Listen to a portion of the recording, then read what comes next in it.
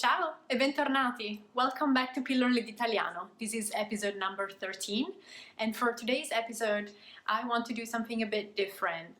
Rather than getting too much into Italian expressions and grammar, I want to talk a bit about Italian mentality on a specific aspect. Before we jump in though, take a second to subscribe to the channel so you're not going to miss any future episode. And don't forget to, if you're new to the channel, don't forget to look back into the other episodes that I already released, because you might find some pearls, some hidden gems there. So let's jump into today's topic. The inspiration came to me a couple of days ago as I was talking with one of my Italian clients. She was just randomly mentioning that she was craving spaghetti alle vongole. Great Italian dish, spaghetti with clams in white sauce, delicious. And I just said, well, why don't you, go out tonight and go have dinner in a restaurant where you know that they make a good version of it, and go enjoy, treat yourself. And she was saying, yeah, it's so last minute that I'm not sure I'm going to find someone who can come with me. And there it hit me. I kind of forgot. Within the past 7 years, I guess I got Americanized a bit. So I kind of forgot how it is very rare, super uncommon for Italians to go to eat at restaurants by themselves. And I was wondering why that was. It's sort of a distant memory. So I kind of remember that being the case. And for me, it took maybe a few months to get used to that concept. Now I truly enjoy going out to restaurants and just have a solo experience. It's a bit of a treat so that I can have me time. But for Italians, it is a bit of an obstacle. I don't want to say that it is socially unacceptable to eat alone. There are certain instances where it's totally normal, especially when you're a business person and you're, out for work and you just need to grab a bite. You will go to a restaurant and eat by yourself. There is no shame in that. But usually meals for Italians are conceived as something to be shared, and you're not going to enjoy your meal if you're eating alone, and why should you go to a restaurant if you're alone? So there is that component, that social aspect. But there is something to be said about the language that we use to talk about loneliness, being alone, doing stuff by yourself.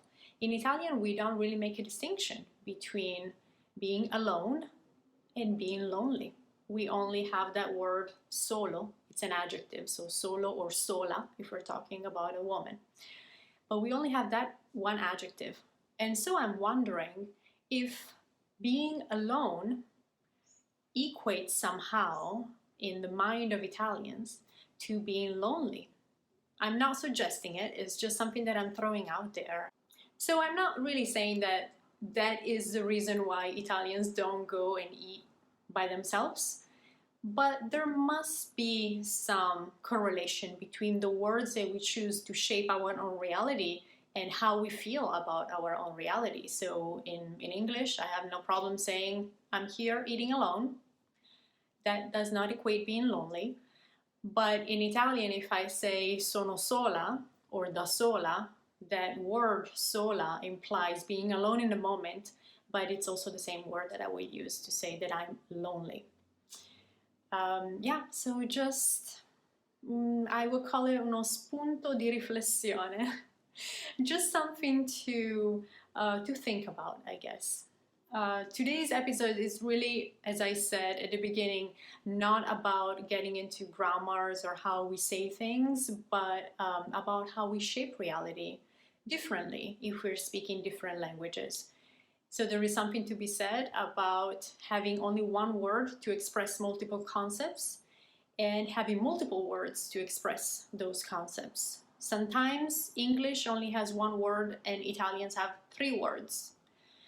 Sometimes it's the other way around. So in this case, I think that as Italians, we are coming at a disadvantage, right? Anyway, this is just my personal point of view. I recently started reading more and thinking about how languages shape our reality. It's an interesting topic, especially for people that speak multiple languages. For example, I feel that my personality is different when I speak in Italian or in French or in English. And I'm sure that the words that we use to describe things in any given language also have an influence and an impact on how we feel, on how we see that certain thing. So yeah, I would be curious to hear what you think.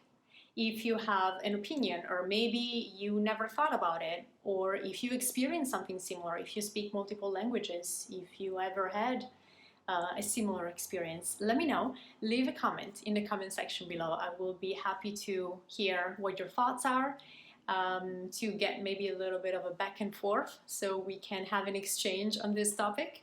Alright, I will leave it at that for today. If you enjoyed this video, don't forget to like it, subscribe to the channel if you're new to it, and I will see you next time. Ciao, a presto!